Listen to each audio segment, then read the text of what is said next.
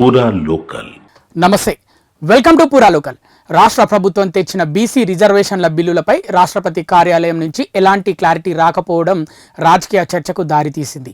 బీసీలకు విద్య, ఉద్యోగాలు, స్థానిక ఎన్నికల్లో 42% రిజర్వేషన్లు కల్పిస్తూ 2 బిల్లులను అసెంబ్లీ ఆమోదించింది. ఆ బిల్లులను గవర్నర్కు పంపగా ఆయన వాటిని ఆమోదించకుండా రాష్ట్రపతికి పంపించారు. ఈ బిల్లులు పంపి 4 నెలలు గడిచినా రాష్ట్రపతి కార్యాలయం నుంచి ఎలాంటి స్పష్టత రాలేదు. బిల్లులను ఆమోదించాలని సీఎం రేవంత్ రెడ్డి సహా మంత్రులు, ఇండియా కూటమి నేతలు ఢిల్లీలో ఆందోళనలు చేసినా కేంద్రం నుంచి స్పందన లేదు. రాష్ట్ర ప్రతినిధులకు రాష్ట్రపతి అపాయింట్మెంట్ కూడా ఇవ్వలేదు. అక్కడో తీరు ఇక్కడో తీరు అని బీసీ బిల్లుల విషయంలో కేంద్ర ప్రభుత్వం అనుసరిస్తున్న తీరుపై తీవ్ర విమర్శలు వ్యక్తమవుతున్నాయి. వీటి విషయంలో కేంద్రం ఉద్దేశపూర్వకంగానే జాప్యం చేస్తున్నదని రాజకీయ విశ్లేషకులు అంటున్నారు. బీసీ రిజర్వేషన్లకు సంబంధించి ఇతర రాష్ట్రాలు తెచ్చిన బిల్లులకు గవర్నర్ స్థాయిలోనే త్వరితగతిన ఆమోదం లభించిందని గుర్తు చేస్తున్నారు.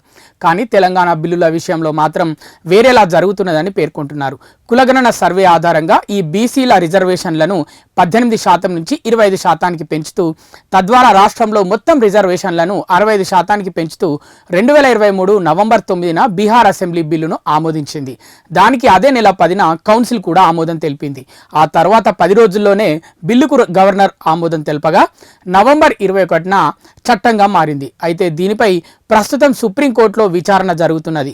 బీహార్ లెక్కనే తెలంగాణ కూడా కులగణన సర్వే ఆధారంగా బీసీలకు 42% రిజర్వేషన్లు కల్పిస్తూ తద్వారా మొత్తం రిజర్వేషన్లను 67% పెంచుతూ ఈ ఏడాది మార్చి 17న బిల్లులను ఆమోదించింది. వాటికి మరుసటి రోజే కౌన్సిల్ కూడా ఆమోదం తెలిపింది. అయితే ఆ బిల్లులను గవర్నర్ ఆమోదించకుండా అదే నెల 30న రాష్ట్రపతి ఆమోదం కోసం పంపారు. రాష్ట్రంలో పకడ్బందీగా చేపట్టిన కులగణన సర్వే ఆధారంగా ప్రభుత్వం బీసీ బిల్లులు తెచ్చింది. అయితే వాటిని గవర్నర్ ఆమోదించకుండా రాష్ట్రపతికి పంపారు. ఒకవేళ గవర్నర్ ఆమోదం తెలిపితే చట్టంగా మారేవి.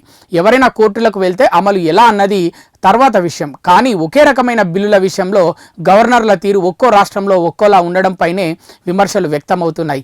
కేంద్రం జోక్యం కారణంగానే తెలంగాణ బీసీ బిల్లులు గవర్నర్ నుంచి రాష్ట్రపతికి వెళ్ళాయని, అక్కడ ఉద్దేశపూర్వకంగానే పెండింగ్లో పెడుతున్నారని రాజకీయ విశ్లేషకులు అభిప్రాయపడుతున్నారు. సీఎం సహా మంత్రులు ఢిల్లీకి వెళ్లి రాష్ట్రపతి అపాయింట్మెంట్ అడిగినా ఇవ్వకపోవడం వెనుక రాజకీయ కారణాలు ఉన్నాయని అంటున్నారు.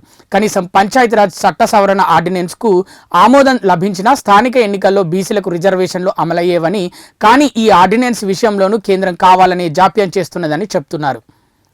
ఇవి ఇప్పటివరకు ఉన్న అప్డేట్స్. మరిన్ని అప్డేట్స్ కోసం చూస్తూనే ఉండండి పూరా local, your choice for local voice.